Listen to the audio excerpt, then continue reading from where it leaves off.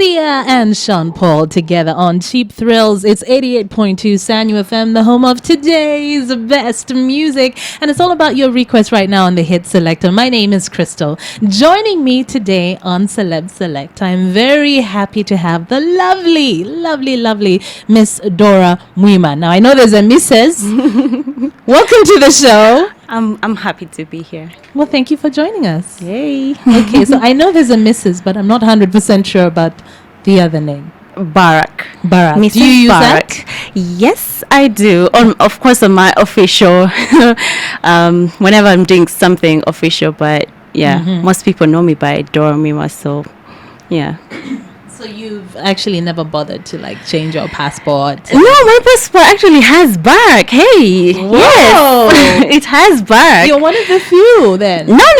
It has Barack. Okay. Yeah. All right. Both of my passport, the Ugandan and the Lebanese. They have Okay, Barack. so he's in Lebanese. Yes, he's Lebanese. Okay. Well, we're going to get to him. Okay. But let's just talk about where you grew up. Did you grow up in Uganda? What's your background? I didn't grow up in Uganda. I grew up in Kenya. We lived in Kenya for 14 years. Okay. With my family. Then we relocated to Uganda in 2008. So it was just 1 month.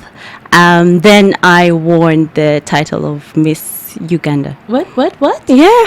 That's how I had just come to Uganda, but we used to come and visit in and out. So it was just 1 month, and by chance I was listening to the radio and they were advertising for Miss Uganda, and that's how I went for the auditions. Oh, wow. Yep. That's really interesting. So it was divine. Okay. Yeah. So you grew up in Nairobi. That means you went to school in Nairobi. Yes, although I was homeschooled. Oh, you... What? Really? You didn't know about this? Tell us. That was like the highlight of me being Miss Uganda, the Miss Uganda who never went to a formal school. So yeah, I was So homeschooled. you were homeschooled the whole way? The whole way. Yeah. By your mom, your dad? By my parents, but my mom was mainly with us. Okay. All me and my siblings. Yeah. Was your mother a teacher? Yes, she was a teacher before. Okay. So she made a conscious decision. Yeah. Was that you and your siblings? Yes, that was me and my sibling. We are 4. You're 4 of you. Are you the oldest, youngest? No, I'm the third born. So 2 elder and 1 younger. Okay. Yeah. All right. So you were all homeschooled. We were all homeschooled. I mean, it's a big thing now. It's a movement. A lot of people are, going. But back in the day, you back in didn't the hear about day, that. trust me, it was so awkward because with my friends, we'll come together and they'll talk about, oh, this and this happened in school, or this one did this, and I was there like, okay, so should I say what happened between me and my siblings, or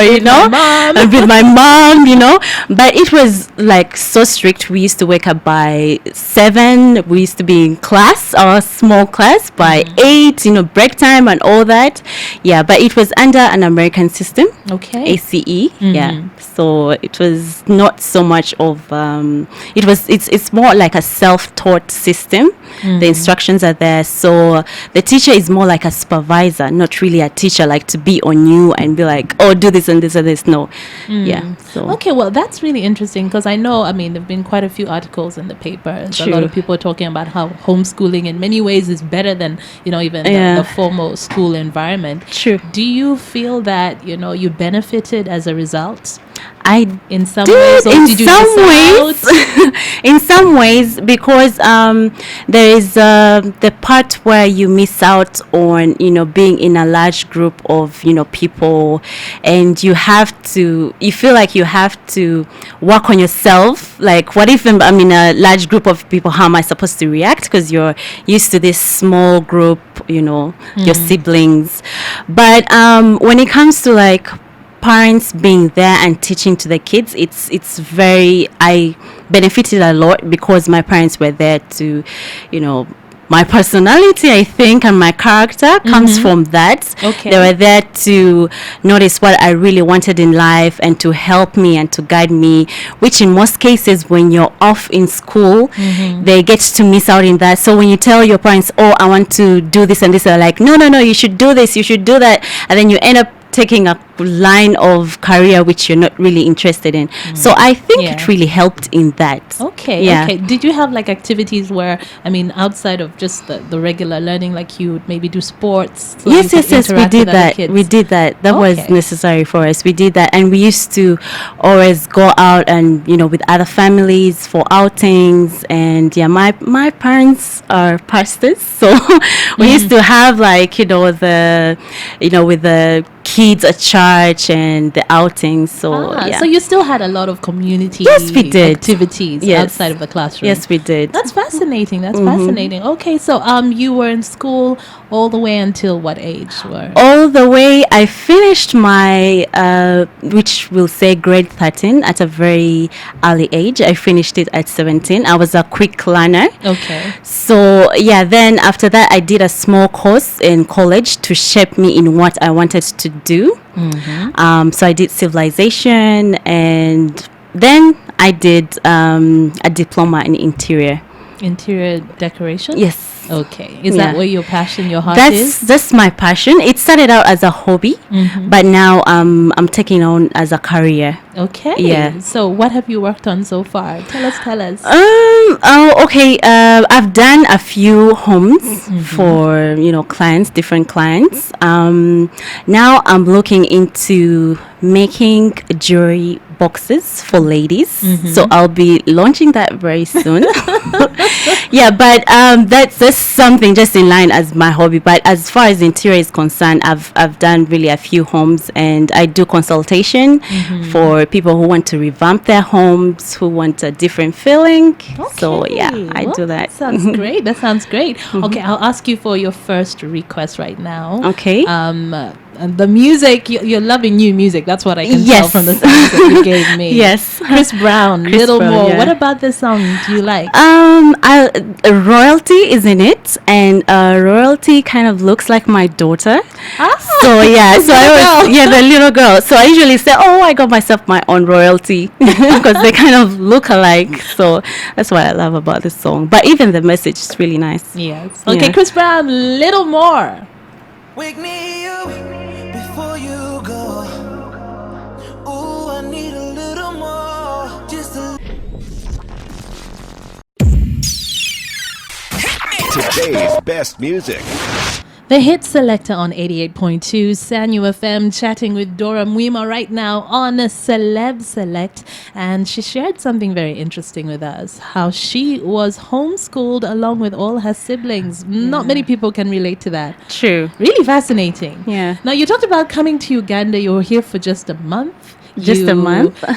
You listened to a radio ad for Miss True. Uganda, and then you tried it out. Yeah. So you decided on your own. No one was like, oh, don't you think?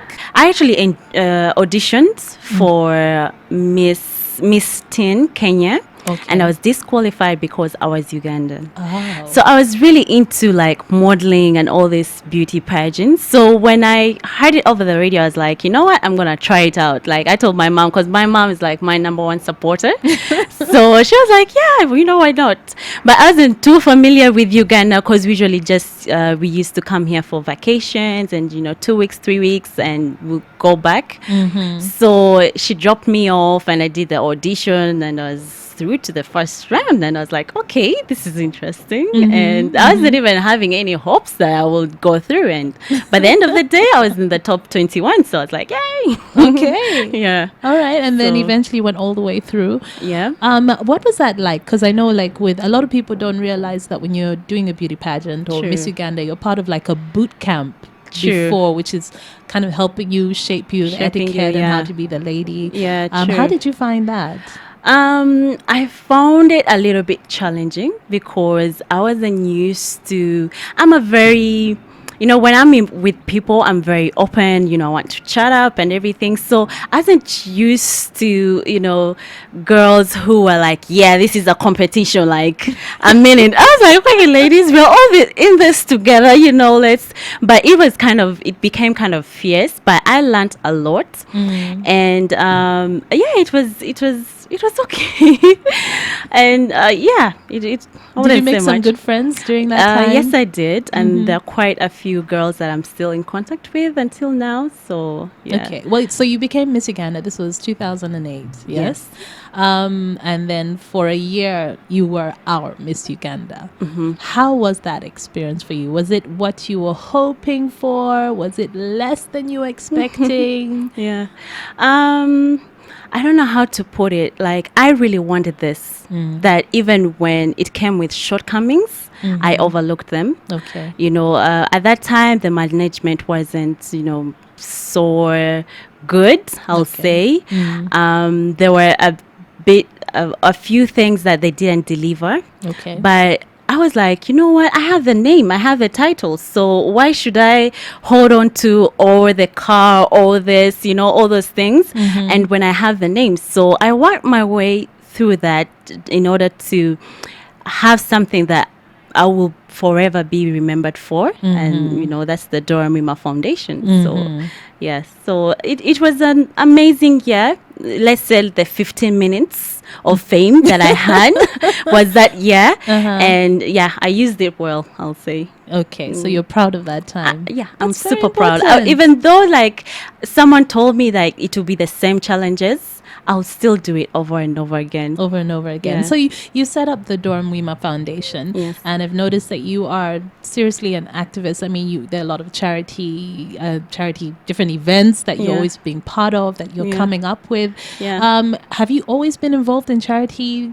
I mean, stuff from the time you were young? Because you Yeah. also mentioned that your parents My are pastors. True. So I grew up in a home where my parents, like, I saw more of strangers than relatives. Okay. So my mom was very open and welcoming to people, and I saw her, they'll come in and she'll talk to them, counsel them. And at some time we were like, really, mom? Like, it was too much, but it kind of rubbed off on me. And I grew up to be a very compassionate person, and I loved kids a lot. I guess that's why my foundation is surrounding Yeah, kids. tell us about your foundation. Yes, so When did you started? I launched it in 2009, shortly before I, gave up my crown to my successor. And it's called DORAH Foundation, where we have a passion for care, because I believe whatever I do or whatever we do, it's because we have that passion to care for, mothers and, kids. That's the foundation is surrounding mothers and kids. Okay. Mothers, because I'm a mother, and I But by then you... well, But by then... I wasn't a mother yet. Exactly. I was a mother, but by then it was more of kids. When I became a mother, because before I gave up my crown, I was actually pregnant. Not a lot of people noticed, but it also like gave me a light of how is it to be a single mother, a mother in the limelight, and with all these challenges. So that's why I broadened it up to also, mothers. Okay. All right. So I'm going to ask you now for your second request. Okay. Alicia Keys. In common. In common. The song. What is it about the song? Is it the no makeup movement? No. Can you do Not that? really. Yes, I can. I can go without makeup. Like, I'm not. Would I'm you not give one it of up those. entirely? No. I love exploring with makeup and looking good with makeup. I have no. I wouldn't say like I'm addicted to always making up and all that. But yeah, it's a good way to like show people like, yeah, you can still look beautiful without makeup. That's great. But I love my makeup. So I understand. yeah, It's okay but it's to the go video. without, It's but the video sometimes- content that I really like about it. It's Okay. the video. Yeah, So you like the video? I love the video. Well, and Yeah. we love Alicia Keys, right? Yeah. Okay. Who In wouldn't? common, here it is. Look at you, look what you made me do. How do you figure my every move? Who are you? You have 2 children I now. have 2 babies. Okay, so you apart from had- the big baby, You- my husband. Oh yes, Yeah. that is the first baby. the first Will always be the baby. first baby. I'm sorry, don't use this against us, but we're just being honest. It's true. It's, anyone who's married and has other babies will realize they are the big babies. Yeah, so the firstborns Yeah, in the true. home. So you had your first child. Yeah. When was that? That was, I gave birth when I was 20. Mm-hmm. That's in 2010. Mm-hmm. Yeah. Okay. How did your parents take it? As well, I'll be real about this because there's nothing to hide about it. You know, my story probably will inspire someone else, but it wasn't. They didn't take it well, of course. Yes. It came on to as a question mark, like why? You know, why did this happen? Like, you know. Because of the principles and all the teachings that they had taught me, like it was kind of like a setback for them. Okay. But yeah, everything happens for a reason. I had other choices. Of course, I would have aborted it, for me to still be in the eyes of the public and to my parents, that perfect girl. But I choose to keep it because any other girl will go through the same, situation, and I guess it's the best decision that I ever made. Exactly. He's 6 years old now, and he's such a charmer. He's he brightens up my day. So yeah, it happens, but I'm happy with the decision that So it was I a made. difficult time for you. It 'Cause was. You It mentioned was. earlier also, you had to be a single mother in the Yeah, public eye. The public eye. Did you have a and- support system? Yes, I did have a support system. I have a spiritual mother. And she was there for me, and she has always been there for me, and I met her just after I had been crowned as Miss Uganda. She Okay. came at the perfect time when, you know how it is being in the limelight, There's where so you, much there's so happening. much happening. You do something and it's taken out of context. It's you feel like you're not living your life anymore because you're in the public eye.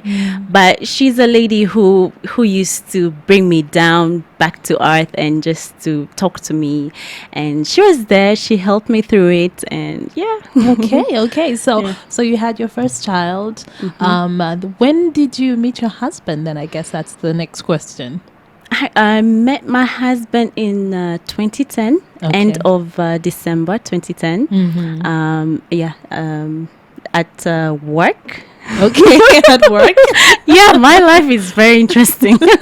At work, I was the acting executive secretary of Darling, Uganda, and he had come down from Lebanon to be the general manager of Darling, Uganda. So yeah, that's the first time that I met him, and it didn't start out like a love affair, but we were just very good friends because it was his first time to be in Uganda and in Africa, and I'm a very warm person, so I just asked him one of the weekends, like, hey, what are you doing? Would you like to come out with my friends and see Uganda, see the Ooh, some nightlife? people would say that you made the first move. I know, but like I was just being nice because I asked him, like, what are you doing, for the weekend? Like, what's going on? Because it's his first time in a country. And he didn't know of course anyone he here. didn't know anyone. And he was like, of course, I have no friends. I have no family here. So I'm doing nothing. So I was like, join us if you want. And he was like, yeah, why not? So, yeah, but it wasn't a move, really. Trust me, I was totally opposite. I never knew I'll settle down with, a Lebanese or someone not Ugandan or not African. Like I was at that had never time, I was crossed your like, and yeah, he hit on me during that period. But I was like, being a single mother, and I was just trying to straighten out my life, trying to figure out what should I do with the career. I wanted to, focus on my career. So I was like, no, it's not gonna work out. Well, But eventually he did something right. eventually he turned out to be the person that I really needed in my life and to spend the rest of my life with. So, Okay, yeah. okay. So eventually it became a workplace romance? No, I before we made it like official, we actually were friends for 3 years, just good friends. He was dating someone else. I was actually in a relationship, so it reached a point where we were both not in a relationship, and we started kind of dating, but not publicly. Okay. But I had to resign. I resigned because I didn't want it to be what conflicts and all those kind of things. So I resigned because yes, in love you do sacrifice. You do sacrifice. You do some crazy things. When you look back now, you're like, I know, but so I resigned because also I wanted to focus also on my career and the foundation and all that. So I resigned, and we took it a step higher. Then we saw the fairy tale wedding. Yeah, it was my dream wedding. Really, it was your dream wedding. Yeah, Okay. just the way I wanted it. I wouldn't say that I would change anything About it. Yeah, about it. Nothing at all. Okay. Well, we're going to get back to that. All right. But your next request, Winnie Nwaji. Musao. Definitely dedicated to my husband, Boo Boo, if you're hearing this. Here it is. I'm loving your love, baby. I'm loving your love, baby. Now, you've brought us up to speed on how you met your husband, and then you had your fairy tale wedding. When was this? This was in May 2014. 2014. Yeah, So you've been 25th married May. for 2 years. For 2 years. For 2 but years now. that's like, I call it the official, but we had our legal wedding, civil wedding, 9th December 2013. Okay. Yeah. So you went to like the registrar's office here first. Yeah, because we had to register the wedding in Lebanon. Okay. They don't consider church weddings because they don't have, let's say, because I'm a born again, so they don't have that in Lebanon. So we had to have the civil wedding so that we can register the marriage in Lebanon. Oh wow. Yeah. Okay, that's very interesting. So now you mentioned how you never saw yourself marrying someone who's not Ugandan or Kenyan or I know. African in the first place, and No, then you no, married no. someone who's from Lebanon. Yeah, totally opposite of what I thought I would settle with. But when it comes to character, when it comes to treating me well, he's like the best. Aw. Yeah. Okay, so did you find it very difficult at the time when you were dating him? Because you know this, in Uganda there's always this impression when you see a beautiful Ugandan girl dating a foreigner, and sometimes there's negativity. I think it's opening up now. People are a lot more accepting. Yeah, they're But opening up. there are a few small-minded people who always say either you're going for the money For the or- money. I get that. Like, up to date. But now it has kind of sunk in, and it's like, whatever, And you're still But together. yeah, and we're still together. There are those people like, oh no, just give it a few months. They're not gonna work out. It's one of those for showbiz. There's nothing real about it. But yeah, look at how far we've come.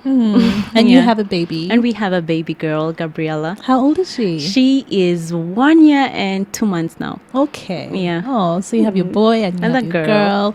So did you leave Uganda? Are you here? What's the situation? We actually did relocate to Burundi for about 2 years. Okay. But now we are back.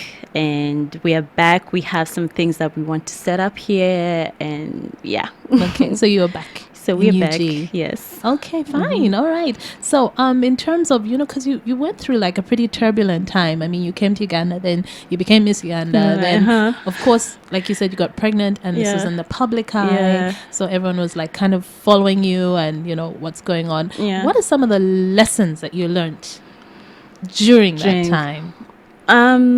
The lessons that I learned is, until now, honestly, is just to be happy. And I have this thing of everything happens for a reason. I used to just say it like, everything happens for a reason. But until some things happen to you and you're like, you know what, sometimes you just have to let go and just be like, if it's meant to be, if it's not meant to be, that's it. So that's kind of my life, journey, that everything happens for a reason, and I should accept, some things in my life, and just be happy and just just be happy and just live every day, happy and with no regrets, because my journey brought me to where I am today, and I believe I'm very happy. I'm blessed, I have no regrets. So yeah. Okay, can I ask, are you and your family on good terms now? Yeah, we are. That was just, let me say, like when? 2 minutes of, Dora, this and this and this. But yeah, we are. They are lovely grandparents. They're always coming around. We're always taking the kids to Entebbe because that's where they stay. Taking the kids there, and they spend good time with them. Yes, so I'm happy to hear that. Sometimes people think that, when you have like a bump on the road in your life like True. that it will never be fine. But, family somehow, we always find each other. Yeah, we're again. always fine. We're family. We're the same blood. So there's nowhere I'm going, anywhere I'm going, and there's nowhere they are going. So we have to be there for each other. Okay. Yeah. Now, remember you made a serious statement, a beauty statement, when you shaved off all your hair at some point. True. What prompted you to do that? I was inspired by a model who did that to raise funds for patients who were dying from cancer.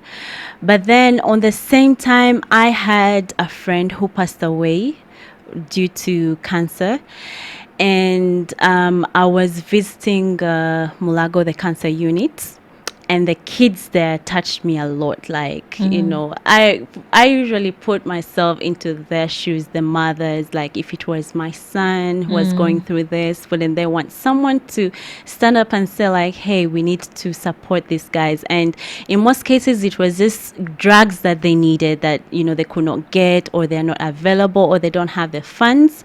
So I was like, you know what, let me make that bold statement. It's something small that I can do, but it can send out, a lot of messages. And it was an amazing year, though cut short, but it was an amazing year, and I'm happy to have done that for them. Okay, well, I like that you're brave and bold, and you decide to do things, and that you really try to help lots of people out there. Yeah. I know you have all these fun events happening. I think you have one coming up very soon as well. Yes, in December, a Celebrity for Charity, the 3rd edition. Yes, so I'm excited about that. So what happens exactly? What happens is I tell my fellow celebrities like, hey, let's come together, let's play football. But at the same time, let's raise funds for an orphanage or a project, because I'm very soon going to launch projects where the funds will be going. So that's just the main message. Like, we have had the whole year, we have had opportunities, we have been doing concerts, we have been, blessed with so much, but let's just pause, get together, raise funds, and give back to the community. Oh, well, thank you so very much for You're coming welcome. in. Thank you for having you. Pleasure for having you. having me. Your last song is a Davido song. Yay. Aye.